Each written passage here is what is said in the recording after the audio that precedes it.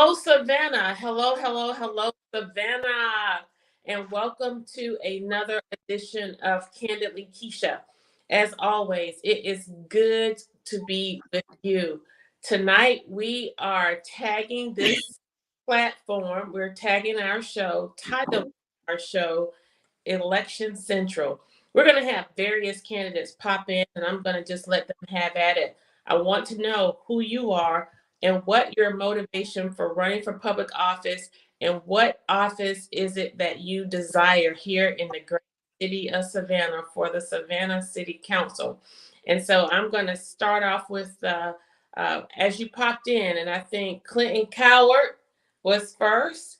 If you can go ahead and take it away, and you all are welcome to stay for the party as others pop in, or you can depart after you give us your spiel. But we want to give a small sampling of who is on the ballot for tomorrow and who has been on the ballot uh, during our early voting season. Unfortunately, we had a lackluster campaign uh, season in that there was no real debates, and the forums they had were very condensed.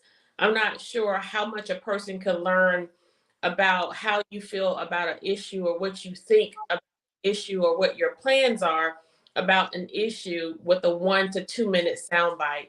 I think that was the greatest disservice to the citizens of Savannah. Nonetheless, I digress.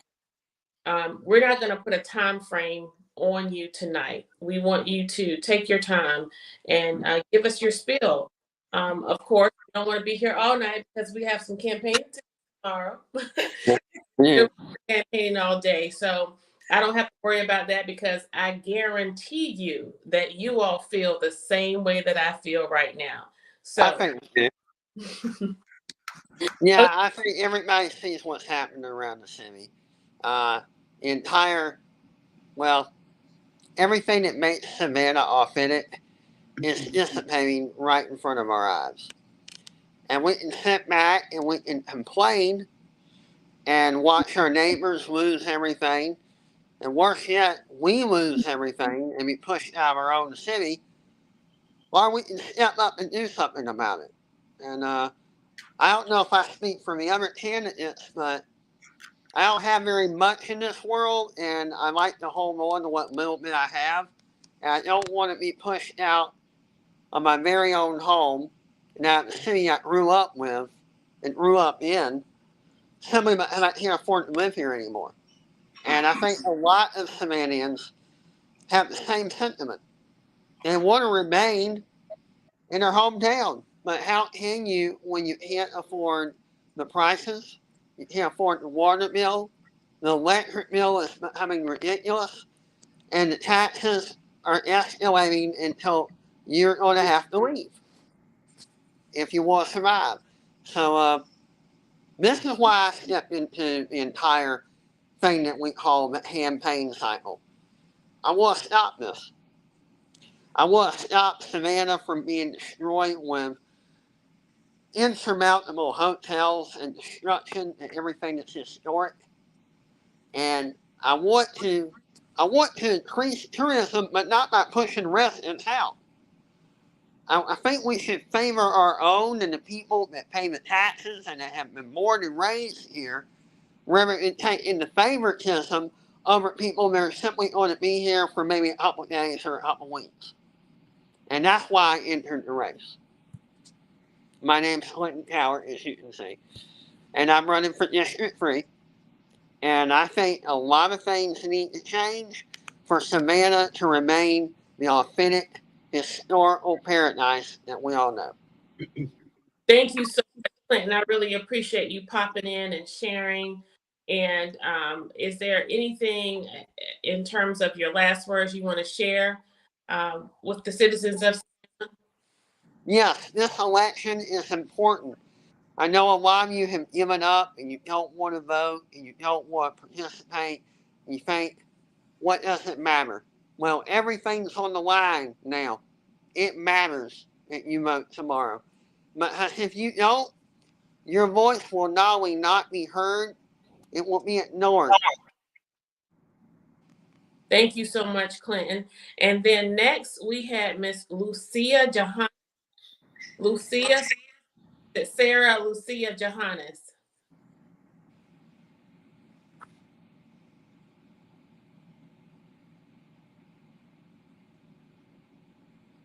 She needs to turn her mic on. So sorry. Hey, everybody. How are y'all doing? Pretty good. So, Clinton, you say you don't have much, but you have a set of whole new friends. Well, thank you. You can't get rid of us at this point. So, yes, I am Sarah Lucia Aguero Johannes. Everybody knows my full name at this point, possibly. If not, then hey, I'm just me. But I am a child of God, first of all. I am a mother, a daughter, granddaughter. I'm a perpetual student of life. I'm a singer. I am African American, Hispanic, Colombian, some Italian, Native American. I'm a mix of so many cultures, like so many of us are. And most importantly, I'm a human.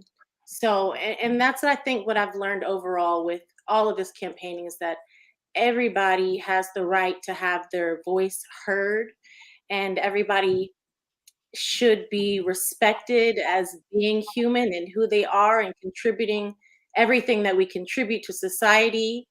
So I think that the humanities aspect of this campaign has been very rewarding for me. And what made me run for office? Oh, let's see. Kids, kids. Yeah, the kids. I had a wonderful childhood growing up, and I feel like the city of Savannah has raised me in so many ways, in different parts of the city. And I think that it would be a disservice for me not to amplify my ability to give that back to my community. So it's the opportunity for me to give back to kids, and they only have one childhood. And so, I just want to make it great for them. And so, of course, I'm running for the health and wellness of them. In the past administration, we've had so many disappointments when it comes to advocating for the youth. And I am a child advocate to the fullest, and I'll continue to do that. So I want to be able to improve the health and wellness when it comes to health insurance for children, when it comes to sports, recreational activities, having a sense of belongingness, having a sense of security, feeling safe in the world. I think that kids deserve that fundamentally. Um, and yeah, so I ran for the kid and still running for the kids, literally running in the streets. We've all been running. And what am I looking forward to? Oh, the results. The results. I'm looking forward to the results, and I hope that the best person wins in every district or across the city. I am looking forward to some positive growth in this city. I'm looking forward to Thanksgiving. I'm looking forward to some life-changing policies that I propose to be implemented that can actually save people's lives, specifically when it comes to water safety. I think it's about preventing these drownings that happen so often every day.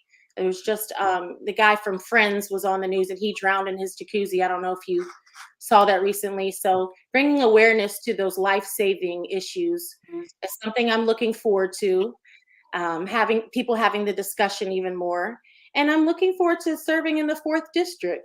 But may the best person win. I wish everybody the best, and I hope everybody wins to some capacity. So yes, I am looking forward to eating for Thanksgiving. Thank you for asking.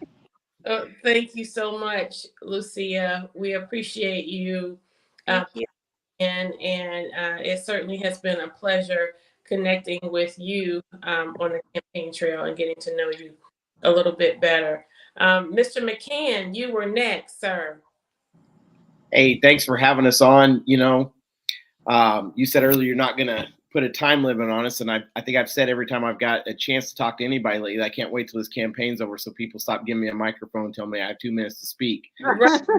But, man, I never would have thought. I remember telling people like, I'll try to keep it under 20 minutes, and this 2 minutes is killing us. But Right. I decided to run for kind of a few different reasons, and also probably different reasons than most people would expect. So I was actually kind of courted by people that I'm running against now, and might be voices for my opponent now. Had lots of conversations and breakfast and coffees with them people of talking about opportunities in Savannah, talking about the ways to use the city council platform to create some engagement and to better Savannah is in whole. And then after a few more of those conversations, and actually at the advice of people that are on some of their campaign disclosures, I was told that 6th District was a great fit for me. It was where I was already doing a lot of the work with the kids and the church. We were looking at relocating to the 6th District anyway, which I think is kind of funny. That's been brought up a few times when I don't have an opportunity to speak back to it. That, I didn't move. Or other people have said I didn't move to the South Side for a campaign. We were relocating anyway. And I will say, we did make sure we stayed in the city limits because I knew I wanted to run. But really, considering the fact that a couple of them aren't from Savannah anyway, I'm not the only one that's a transplant to this area that's running. And I don't know if that's a bad thing. And if he wants to give me credit for like that, I would relocate my whole family just for a campaign. I mean, I'm pretty committed then at that point, I would say. We've also tried to run a little different campaign. Well, I had some residency issues pop up. I don't know that would have or should have been a concern of yours because it doesn't seem to matter to anybody else. There you go. Hey, and I promise you, I live in the 6th District. You can come see me at any time. We had all the Halloween stuff in front of the house and talked to a lot of people. They know right where I live. But one of my big things is, of course, youth. And of course, I mean, almost all the platforms that I'm a part of are youth in some way. I'm the president at Chatham County Little League. I'm the president at Chatham County NFL Flag Football. I'm the only board member that serves on the Frank Callan Boys and Girls Club and the YMCA board for Habersham, vice president of Savannah and Bucks. And I'm also a commissioner on Carl Gilliard's Chatham County Gang Intervention Prevention Program, which is House Bill 750. So a lot of the stuff I do is already community driven. A post was made the other day that said they didn't have to brag about their volunteer opportunities. I don't necessarily feel that when I state what I'm doing and my engagement that I'm bragging about them. I'm proud of them. I'm proud that those organizations have felt like that I could bring value to their platforms and bring value to be a voice for those people that we serve, especially when it comes to the Y and the Boys and Girls Club, because we're really bringing up our next generation of city council members and mayors and leaders and business owners and entrepreneurs.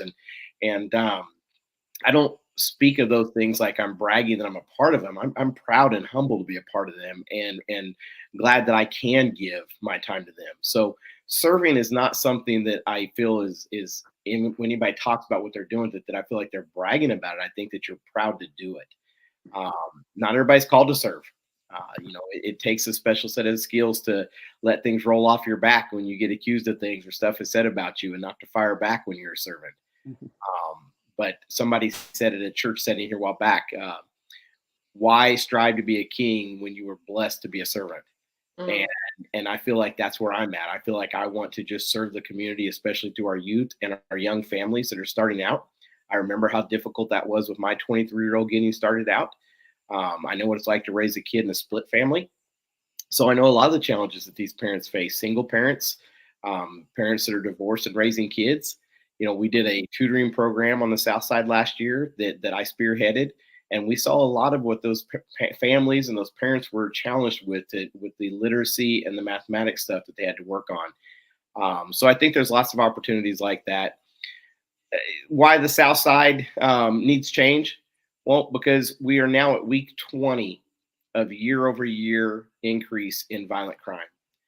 And I said it at Georgia Southern. I've said it a couple other times because people have asked me what could be done different. I think part of it is just to be engaged. Being a part boots on the ground, not just writing checks, not just engaged in a couple pockets of the community that benefit you, or that you feel like that you have a hold on, but benefiting all of the South Side, and working with your neighboring districts, whether it be 4 or 6, I mean 5, and even with your county representative in the areas just on the outlying parts of the city to work good with them. I have a great relationship with our county commissioner on the South Side, and also our state representative Carl Gilliard, and I work with both of them. And I think that's a piece that we currently don't have in many of the districts in Savannah, are those relationships between the city, the county, and the state. And when you can get those 3 heads working together, along with Roger Moss and the school system, I think that you can do big things. Our crime rates are up, yet we currently are led by somebody who has a master's degree in criminal justice. We're still short officers. We're still year over year higher rates in violent crime. So I think it's time for change. I think 4 years ago, Southside made a decision, and they made a decision for change then. And if you went back and put a report card on them, you would say it's time for change again. I also work very well across all lines. So one of the things that I probably answer the most, and I'll get somebody that'll text me tonight, well, I can't believe you were on Kesha's show, and I'm like, why? Like, why is everybody still surprised after a year of watching what I do when they see that I work with everybody on all platforms? I spent 30 minutes this morning because somebody wanted to talk to me about why I would be endorsed by Julius Hall and think that was something to brag about. And I said, I'm going to be partnered with anybody who wants to get involved and do the work, no matter what platform they may be coming from. It's going to take us all. And wouldn't you rather have somebody leading your district who can work across all those dividing lines and work with people that maybe don't always see eye to eye with you? Because we currently don't have that. We have a system in place and representatives in place that when somebody doesn't agree with them, then they just don't try to work with them. They don't get along with them. And we've seen that. Kesha, you've been a victim of that and been a part of that on the dais where, well, if you don't see my way, then I'm not going to work with you, or I'm going to call you names, or I'm going to disrupt you. And, it's this deal, I talked to Alicia about it, this dignity. In every one of these forums, there's only been one group of people who have caused disruption at the ones I've been at. Now, I did miss 2 or 3 of them, but the ones I've been at, every time there's been a disruption caused, it was actually by somebody there supporting an incumbent, not people supporting the candidates that have been running, and district incumbents, not necessarily on the largest of the mayoral races, although there has been some of that as well. But so I just want to, I'm for all the people all the time. And I've hashtagged things for years, be the change. It's not what I'm asking you to be. It's not what I'm telling you that somebody else needs to be. It's what I want to be. I want to be the change myself, and I'm willing to do the work. Go back on my social media as far as you want to go back, and you'll see I've been doing this for years. It's just a better platform to do it from. And I'm glad you pointed out in terms of the question about civility and who has actually been the most disruptive during the forum. Another that you pointed out during a forum, just to be exact, at First Presbyterian Church on Washington Avenue, when you asked the question, how many incumbents were in the room, and I think you also made acknowledgement, I don't know if you did before or after, that the very people who are in the majority on council were the very ones who did not attend that forum. Not a single one. No, I asked for the incumbents to raise their hands, and I did miss Bernetta. She had came in while I was speaking, but you and Alicia were the only ones there. And I've been doing this now probably longer than most of the other candidates that aren't incumbents, because again, I've been talking to people about doing this for a year, and I've had lots of conversations. And I think that we have traditionally, in the last few years since I've been a part of watching our political stuff in city government, we tax and spend. It's about writing checks. And I think a lot of people didn't want to be there at that meeting to talk about how we address the affordable housing piece, because their way so far has been write checks, and that's not working.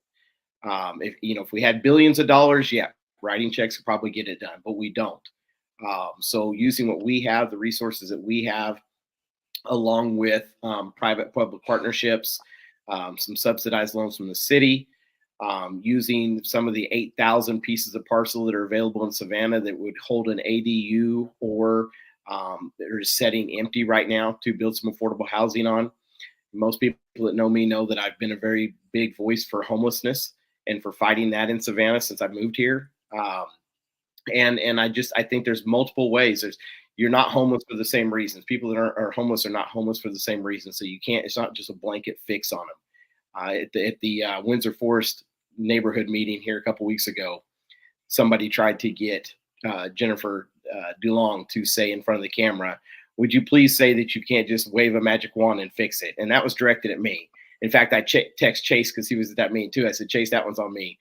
And it's because I've been such a voice that we're not doing anything but moving the peas around the plate. I've had some personal experience with trying to help some of the homeless to see the challenges that some of our great groups, like United Way, like Family Promise, like the Emmaus House, like Thero's Place, all these places are doing the work that have all this red tape they got to jump through, or we're not supporting them the way we can be. So, that affordable housing piece and those conversations that we had and the questions we answered, I wouldn't have showed up if I was a district incumbent either, because the fact of the matter is our report card's not real well on getting it fixed. And that was my point in that, is that only you and Alicia, who have been voicing that we need more income-based housing. We don't need to build all 3,000 square foot houses with marble and granite countertops and custom cabinets. We can build some transitional homes. Our homeless, a lot of them can't just be taken off the camps and stuck into a house. They need some education, some life skills taught to them so they can learn how to be members of society again and take care of a home.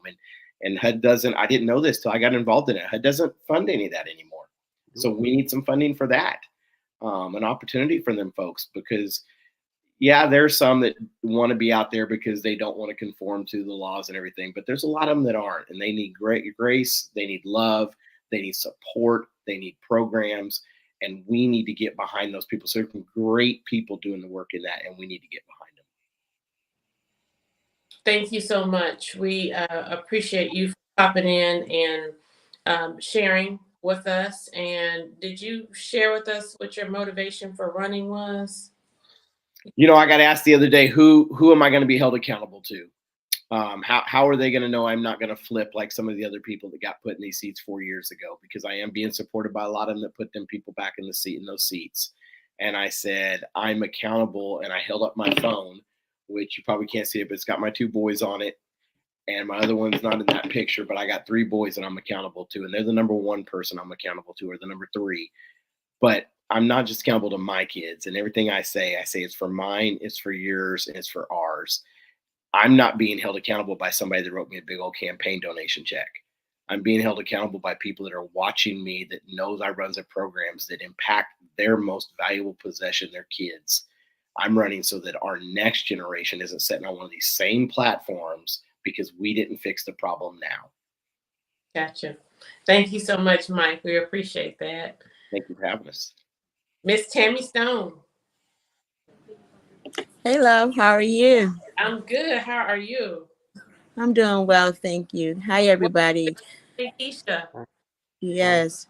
Thank you for the invite. I wanted you to, if you could repeat the questions for me, because when I came in, I didn't hear everything. Right. So we're just telling who you are and the post you're running for, and what was your motivation for running? Okay. Well, I am Tammy Stone. I am a mother and a grandmother. I am a business owner for over 30 years now. And I continue to say that because, you got some that say it's just a beauty salon. It's a business. And I live in Savannah. I lived here for the majority of my life. And I raised my children here. And when I started to think about getting into the being a candidate for city council, it was merely because I started watching the council meetings, and I saw that things were not being done fairly. And that bothered me, especially with the agenda access. And you constantly have people that are wanting to know, why is it that their issues are not being discussed, nobody's listening to what they're saying.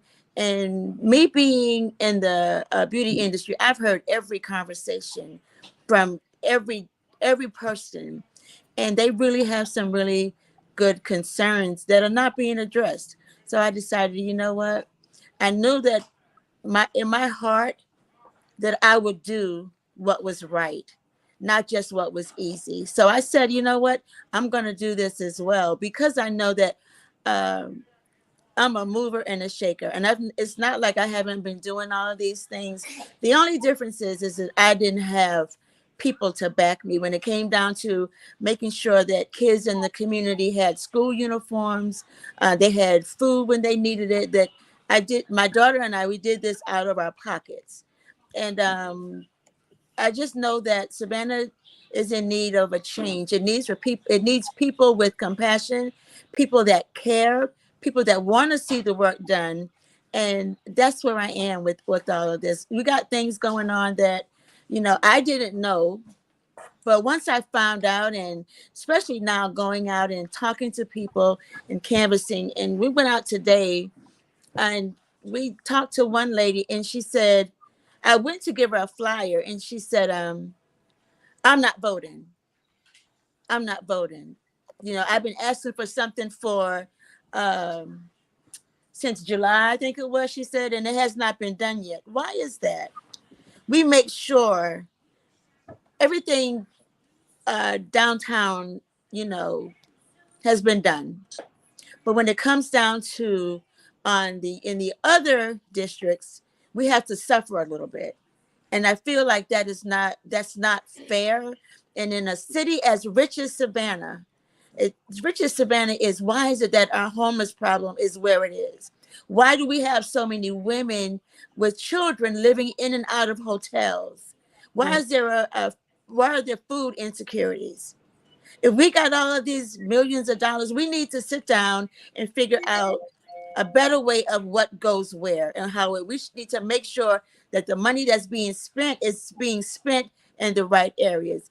People don't want to see their taxes constantly going up. We have rights. You pay into all of these taxes, and you pay into things for our city, and we need to make sure that we get our fair share. So, and I don't like the fact that if something is going on, my biggest thing is this agenda access, the things that our people need. People can say whatever they want to, but until you sit in the council meetings yourself and you're able to view everything that's going on, then I ask them to make a decision. So when I say this, I want people to do their research for themselves. Don't just listen to what I'm saying, but do your research and find out why you feel a certain way. And we just got to change things, Keisha. I listen at everybody on here, Mike, uh, Clinton, everybody. We all have the same concerns. So if we are put on council where we can talk to each other and come to a consensus that this is what needs to be done, then we can have a better council. Then people won't be saying all they do is fuss and fight and nothing ever gets done. Well, it never gets done because you're not allowed to do it. So this is what really motivated me to get up and be a servant. We got to remember that we are servants before anything else. And that's what I want to push forward. We are servants. Those seats on the council, they don't belong to us. We occupy them because the people put us there. So we're supposed to be there to look out for them, to be a voice for them that they don't have. So this is why I am in this race. Thank you so much, Tammy. You said something that reminds me of a conversation I had with Mike at listen, we have spent so much time together. I'm really gonna miss y'all. um, well, I won't miss you. I won't miss you because you'll be with me. You'll be with me. What am I saying? Listen, um, Mike, you said you gave an analogy. It was at the Brickyard reunion and picnic, and we were talking about council. And you gave an analogy, picking up on what Tammy stated about the agenda access.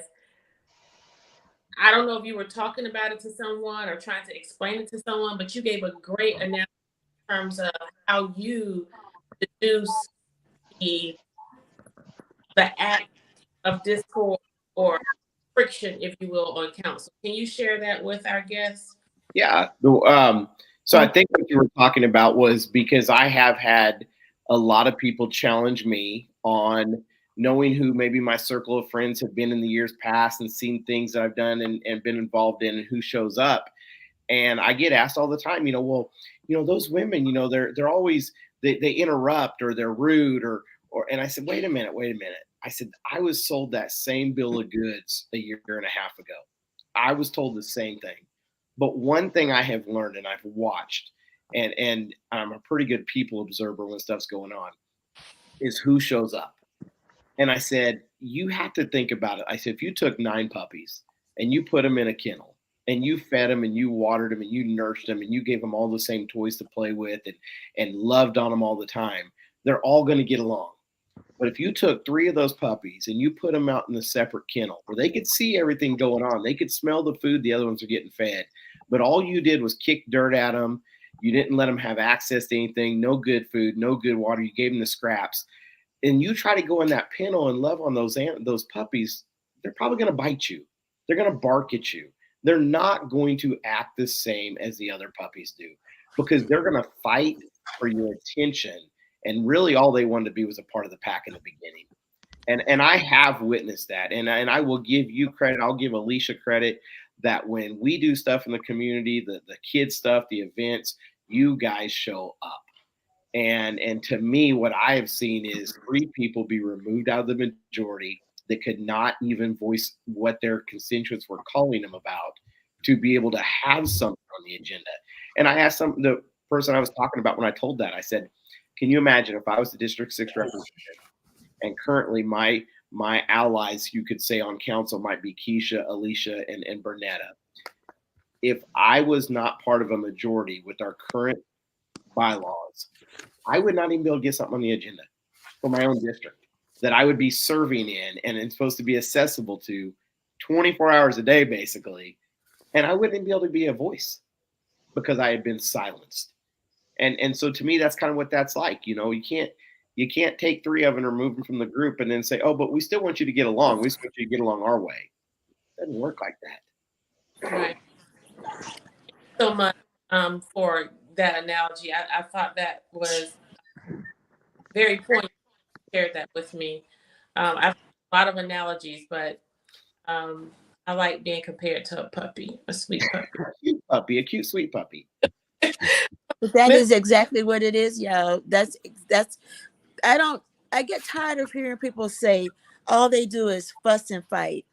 But then you got somebody that's fighting for the people, that care about people from one end to the other. That makes the difference. But if you're shut down and you can't say anything, you can't get nothing done. So I don't, when they start saying stuff like, well, they just fuss and fight all the time. I said, but you don't understand the fight. Disagreement is not a form of fussing and fighting. All it is deliberating on what's best for everyone in the city. But they always twist it into the perception that when anyone doesn't agree, that that's a negative thing. No, that's why it's called debate, discussion, and that's how people reach compromises.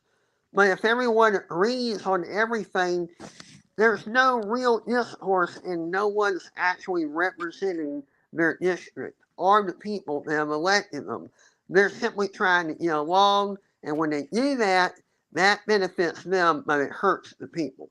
Right. And then along those lines, Clinton, it's always the focus on the messiness and not the message. Exactly. There has never been a time when something has been sensationalized that the issue at hand or the topic or the matter has been framed to acknowledge that this was the reason for the disagreement. It's only about the disagreement. Well, Uh, they don't want people to know the content. They do everything in their power to focus on the debate that occurred, and they ignore the content of why the debate even sparked. They don't want people to know what's actually going on. So it's like a smoke screen. They focus on what occurred in the style and manner that it occurred, and not the actual reasoning and motives. right. Thank you so much. And I think next I saw Dr. Bryant. Hey there, how y'all doing? Robert, hello. How y'all doing? I'm multitasking. Y'all know Well, I'm a development officer, so we never really get time off, even though we take time off. So excuse me for multitasking.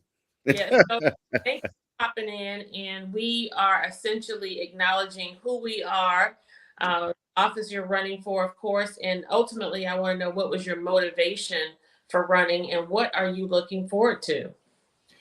Well, good evening to you all and to the panelists. And I agree with you, Keisha. I think we've had a great time together. The one thing I will say is I've enjoyed supporting everyone and everyone supporting each other. That has been really good. About a year ago, I basically just charted out a course to listen to people, to talk to people in the district, random people. I didn't pick out people or select people, just having random conversations. And more often and often, I've heard people say, we're not being heard. We're being left out. We're not getting the resources that we've asked for. We don't feel like we have representation. That story resounds even today as I was knocking on doors.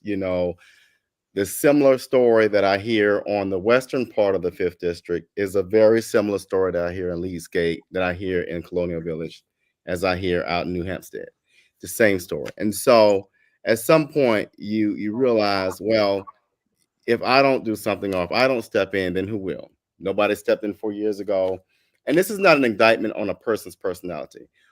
This is a conversation around the idea that after so long, bread gets stale. After so long, ideas run out. After so long, it's time to change, your socks, your shoes, your bed sheets. It's time for a change. And we need a new vision forward. We have seen the district suffer through poverty. It's one of the most impoverished districts in the city. We have seen people left out of conversations like the fairgrounds, the gazebo, you name it. I mean, I've talked to every community and they felt left out on all types of things that they should have been involved in. So that's kind of how I got to this. I said, well, why not put my name in the hat and let's get some advocacy going. And so what was your second question? I got kind of tied into that. What was your motivation? Is that your motivation for That was running? my motivation. That definitely was my motivation. What are you looking for to? Right. So we have four goals. I have four particular outcomes that I'm hoping to achieve together with the district in 4 years. That is protecting our community, valuing our community, representing the voices of the residents at the planning table, and resourcing our community. So those are our overarching outcomes for 4 years. Thank you so much. I can't believe that was that short and sweet, Robert. You are multitasking. Okay. I really am. I can't remember. Was it Callum or Todd that popped in? Todd. Todd. Thank you. Both of us. Yeah. Todd. Yes, ma'am. Good evening, everybody. How y'all doing? Todd, give me a second. Robert, did you tell people what post you were running for? Well, I don't think I was very clear, but running for City Council, Savannah City Council, and the 5th District. Okay. Todd, how are you, sir? I'm great. No complaints at all. Welcome to Kandily Kesha. Yes, ma'am. Thank you for having me. So, get the rundown of what we're doing here. Yes, ma'am. Okay, take it away. Yes, listen. I am so honored to be able to be before you, to be able to have the privilege of wanting to serve and to being able to be in a position to serve our community. Man, I work efforts. I'm talking about hard work for years and years and years of coaching. I started off coaching with the GBD Saints in Tatumville, and then started the Savannah Royal Lions Youth Organization in 2014. And so being engaged in the youth, and I use sports as a tool to reach the kids, but it was so much more. And Miss Keisha, I just want to give you a personal shout out because 2 years ago, you know, we, the Coaches Alliance, came together and we had some issues that was going on because a lot of people couldn't afford their kids to have proper equipment and uniforms. But you went to bat, and we met at City Hall, and you went to bat for our youth and our coaches. And it was so phenomenal. It was so great to each city team, each organization that participated in Parks and Recreation. We got free helmets. I'm talking about top of the line uniforms, cheerleader uniforms, everything that we have needed. So again, I appreciate you so much for doing that. I never forgot that. I will never will forget it because you didn't have to do that. You did not have to do that at all. And so by me seeing what you've done, by me seeing what my father, Todd Rhodes Sr., has done in the community, it motivated me to want to step up to the plate and see real change. You know, I look at myself as a person that can make bridges, you know, not tear down stuff, but build up stuff. And so for our communities, it's so important because by me having access and being in the lives of youth, of course, if I'm involved with them, I'm involved with their parents as well. And so that is a great asset.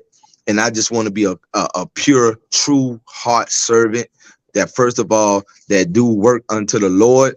And if I do it unto him, I know it's him that will get all the glory, the honor, and the praise. And then I'll also be able to serve the people of Savannah and work with a great, wonderful team. Thank you so much. And what are you most looking forward to? First and foremost, agenda access is so important. Public safety is the number one to government, public safety. So making sure that our streets are safe. You don't know, as being a youth minister, how many funerals I've been to, or eulogies that I have done for young people dying in our Savannah streets. It's time out for it. By me going door to door, speaking to residents, they are afraid. They are afraid of crime. Nobody's listening. Nobody's listening. They feel like nobody is listening. And so it takes the right leader who's going to be consistent, who's going to have an ear to the people and let the people and work together so we can get things done, because we know that we are representatives. And so the people that live in the communities, they know what's going on. They know what's going on. They see it every day. So it's up to us to listen to that and making sure that we're working together to make sure that their needs are met. Again, what else? Property taxes. What else? I can name a good bit of things. Access, agenda access. Oh man. What else?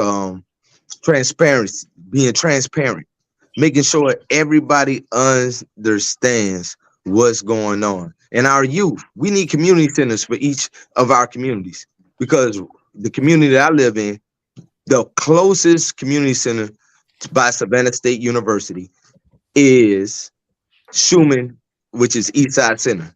So Oh, you wow. mean to tell me about Fernwood and Edge? What's the other one? Edgemere, Sackville. Well, those kids have to go. They have no place to go. What about our seniors? They have nowhere to go. Yeah, we do have the Park Center. Yeah, we do have East Side Center as well. But look how far that is. And so making sure that we have proper access, public safety, agenda access, save the weeping times. All those things are important. And also, too, whatever the needs are of the residents, the taxpayers, making sure that we listen to them and give them things that they need. Because I've been on those state streets. I hear them talking about the speeding. Matter of fact, I was standing there and somebody drove by me so fast while I was talking to a resident. They were hitting about 120 coming down the street, and it was close to a park. What if a child? What if a dog? What if somebody, cat or whatever, would have walked down into the street? It was no chance that they were going to survive. And so we have to figure out ways to make sure that we protect the residents, that we serve with a whole open heart. Thank you so much. I appreciate you popping in as well. And yes, it has been great working with you in our recreation department. And it was quite monumental for us to achieve what we did for teams in our city, in that it's never been done before. Right, We never.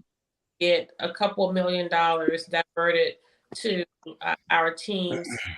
We are backdooring our way into averting crime and violence and ultimately homicide among our youth.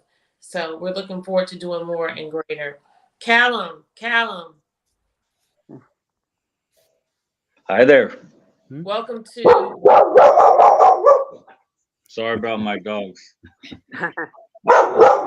Quiet down. So we should be good. I'm using my cell phone, and I'm like Dr. Robert there. I'm trying to multitask as well. So apologies for the shakiness and such. Callum, I'm Robert. I don't do titles. Y'all know this. I just trying to be respectful. No, Thank you for the invite and the talk with everybody. It's always good to see a bunch of good people that are helping the community. Yes, Callum, tell us what was your motivation for running for office, and then you can close with telling us what you are looking forward to. And you are running for which district? I'm in District 4. That's our favorite Alderman Palumbo's the incumbent. And speaking of him, he's really a motivation because I've been civic minded person my life and been involved in kind of one of the first ones to volunteer to help. And if I saw an issue or something, and I would go to find the appropriate people and say something about, this needs to be attended to, or there's a problem here, or this is another way that might be a better way of doing something. But I haven't been politically inclined. I mean, I could have run for alderman anytime in the last 2 decades.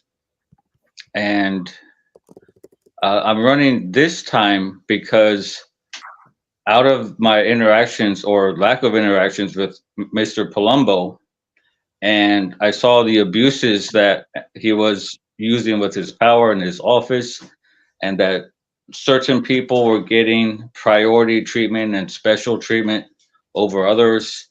My rights, my Fourth Amendment rights against search and seizure, and him sending the police on me multiple times was something that prompted me to really take a hard look. And I learned that he ran unopposed in the last election, and I didn't think that was right.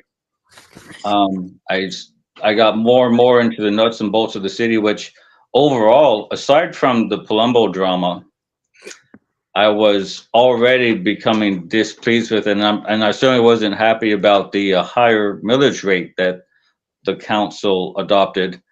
I would be in favor of the lower because I'm about getting more out of our money, and we should do the best we can to keep the tax as low as can, because that helps everybody overall if people can keep their money in their pocket.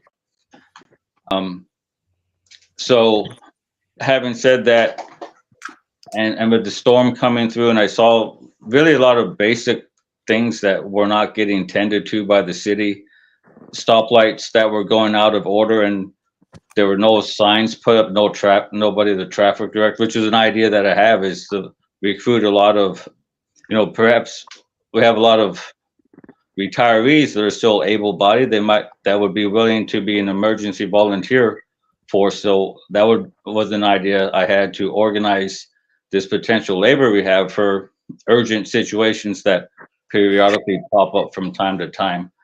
But the overall situation, as I said, as I looked at more stuff and I saw it looked like nobody was going to be running against Palumbo, I wanted to step up, and I the more I looked, I said, hey, I can do a better job. I got all these ideas, all these ways we could implement more inclusion and equity for everybody, where we could be more mindful of the environment, where we could save money here and there. A lot of nickel and dime stuff that add up to a significant amount of money.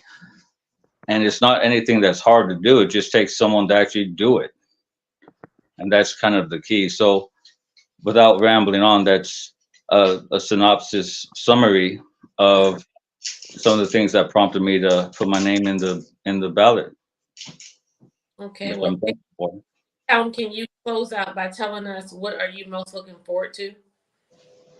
I'm most looking forward to serving the people of Savannah, to hearing from them and bringing the best representation. A lot of times people feel like the people in office forget that they're actually representatives of the voters. And it's not what I think, it's what my constituents think. And I have to look out for the constituents. So I look forward to fighting for them to keep their taxes low, to give them the most out of their tax money, the most out of the government, and that this to ensure that the city polices itself so that the city and its employees uh, adhere to the rights and privileges of its residents, and that the city remembers that ultimately each of us makes up the city, and that the city is us, the people, not the government or the people that work for the city, and that the city should not be abusive or throw its power against the small people just because they can. Um, I look forward to talking and meeting each and every one of them, and I have a good time doing it, and I will do my best to represent their interest, that everybody's rises at the same time. Well, listen, thank you so much for popping in and sharing with us. I have to say, this has been a very unique campaign trail. I don't know that there is more of a demonstration of candidates who are same posts, essentially those who are running against each other. I like to say it the way I said it the first time. People who are vying for the same post, you all get along so very well. Uh, Callie and Lucia, Todd and Tammy and Clinton and Mike and Chase. You guys are, and who else is in Miss? I don't know what your connection is with Miss Lockhart, but these are just the people who I have seen interacting. And then you have Taylor and Tia. It's beautiful, and it's just a demonstration of how people can agree and agree, even when they are not in line to benefit or have things work in their favor. You can still be supportive. And I want to just say thank you, because you've made it very easy for me to support each of you in my own unique way. Uh, Lucia and Callum, I didn't have relationships before now. And Tammy, I just knew you as a community advocate. But Todd and Clinton are two individuals that I consider friends. I have relationships with both of them before they ran for office, and that made it difficult initially. But to see how you all have come together, me, the intended leader of the city, as the mayor who will be working alongside you, that excites me. And it's encouraging that you already have a rightful spirit as we chart our course for public office. I'm excited. I'm excited, I encouraged. think we all are, because we all have the same goal. We may have different ideas. Our goal is to make Savannah better. And because of that, that's why we get along. Because we all want what's best for our city. Every Right. one of them. And ultimately, I think we all can agree that top, chief, and foremost is reducing crime in our community. Secondly, I know that it's the one thing that we see as Savannahans every single day. And so, by virtue of the fact that we see so many people on the streets of Savannah who are homeless, or individuals who are living a vagrant life, we want to see that reduced. And then Yeah. the abuse of government resources. So cutting wasteful spending, reducing taxes, and allocating our resources in an appropriate manner is commonality that I've heard from each of you.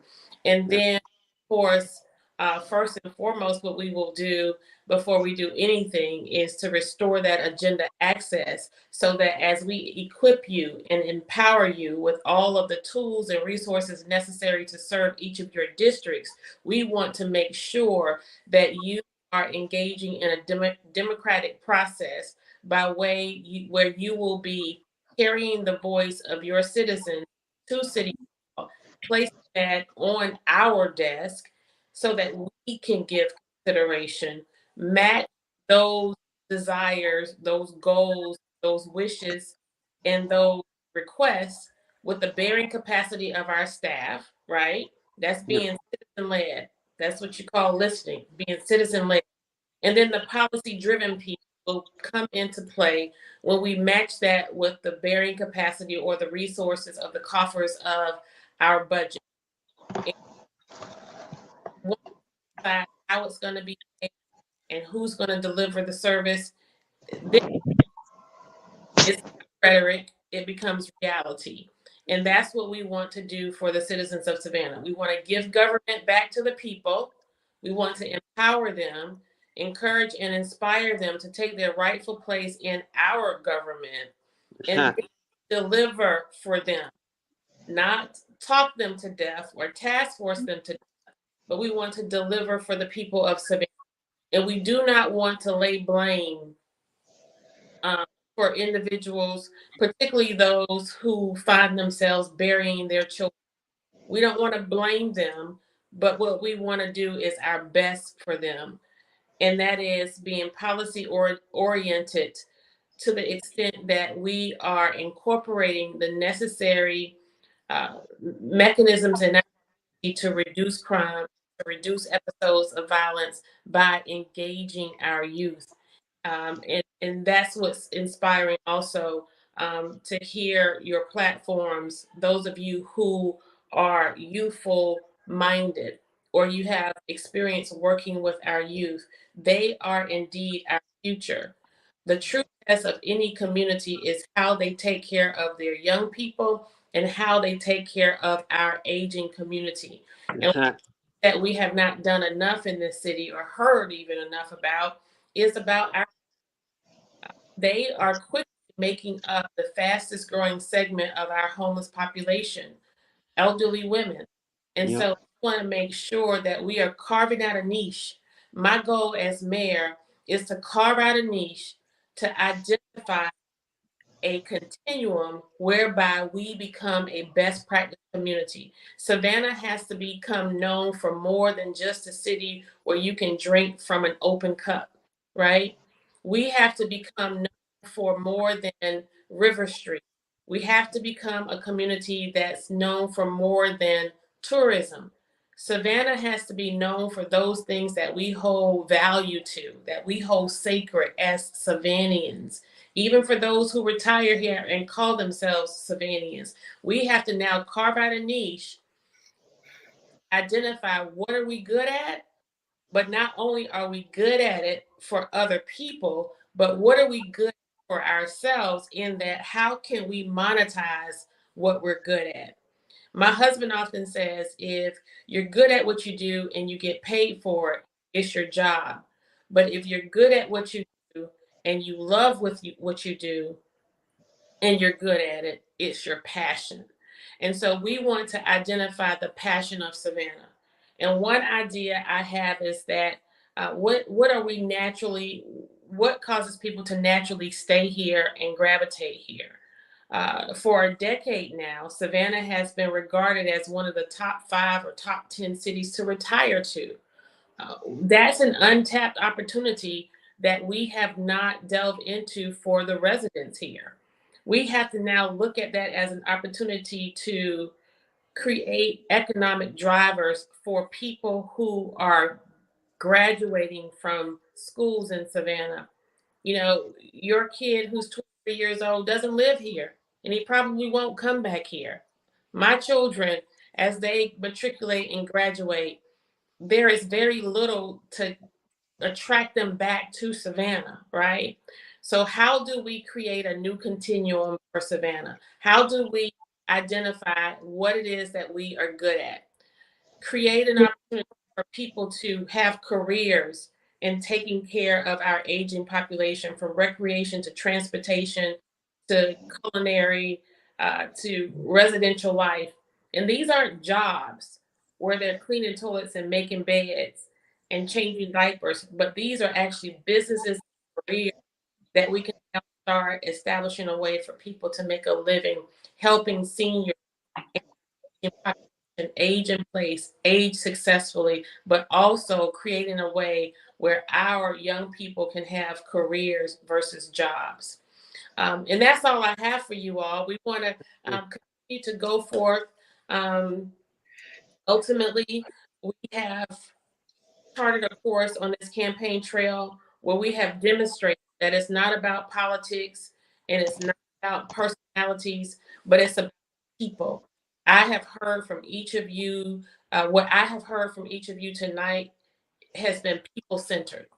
And that's what excites me. And so as we continue on the path to victory, I want to wish each of you well as we approach Election Day.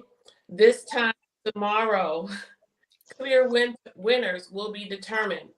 And I'm excited for. And I am so encouraged by what you all have demonstrated.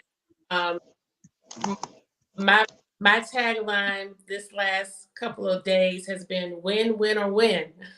We're gonna win. Win, win, or win. We need to win. There will be no losses and there's not going to be any draws. We're going to win, win, and win. So we're looking forward to you being a part of this administration under the 68th mayor in some capacity, wherever you find yourself. We won't forget you. Thank you so very much for joining in with me tonight. And I will see you all on the other side of victory. I love you, Savannah. Good night. Bye, Good night, Savannah. y'all. Good night. Night, guys. Good night.